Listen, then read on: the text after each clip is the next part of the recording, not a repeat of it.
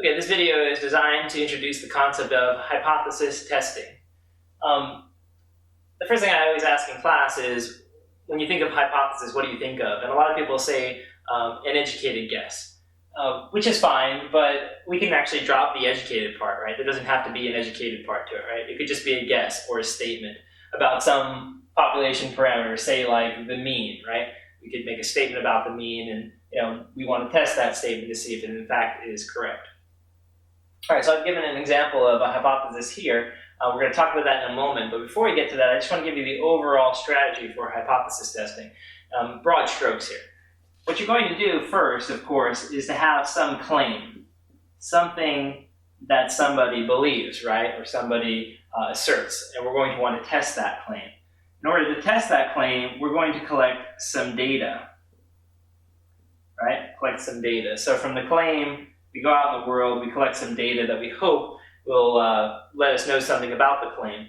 The data will either support that claim or it will cause us to think that the claim is incorrect and we'll reject the claim or throw it out, right? Okay, now from there, we're going to, after collecting the data, analyze the data, right? We need to analyze what we found. Okay, so we'll analyze the data that we found, and then from that we'll come to a conclusion.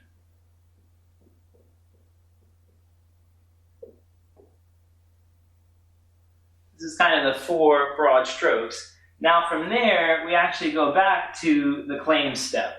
So after we come to our conclusion about the claim we were working on or working with, we will then formulate a new claim, collect new data, analyze that data, come to a new conclusion, formulate a new claim, collect data, so on and so forth, right? And it's possible, a single claim could be tested multiple times. That's possible, but the idea is generally the scientific method is this idea of constantly evolving our understanding of the world, right? So it's like a cycle that we go through. All right, so that's the broad strokes. Let's look at an example of a hypothesis and see how we would translate this statement into symbols, which is our very first step of hypothesis testing, to translate the statement that we're given into symbols.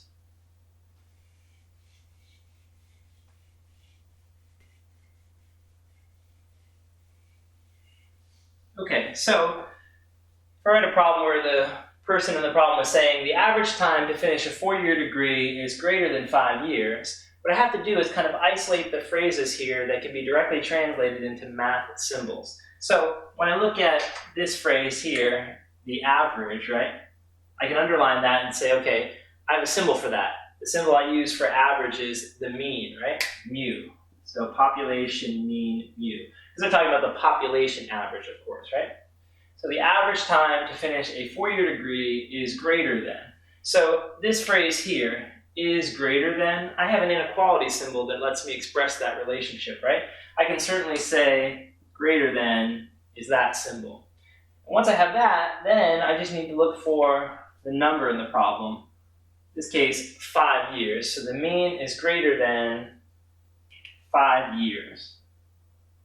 You could put the unit if you wanted to, right? 5 years, but generally we like to keep it as simple as possible. You can always refer back to the problem to see what the units were. The mean is greater than 5 years captures what we need to know. Okay, this we're going to call the original claim. So I'm going to write next to this that this is the claim or the original claim. Now that's your very first step when you tackle a hypothesis testing problem. You have to identify the claim and express it symbolically. So we've essentially already done one step of the process. From here, what we're next going to talk about is how to come up with a competing pair of hypotheses that are related to this value. So I'm going to actually end this video here. When we come back, we'll still work with the same claim and show how to come up with these competing pair of hypotheses that are related to that.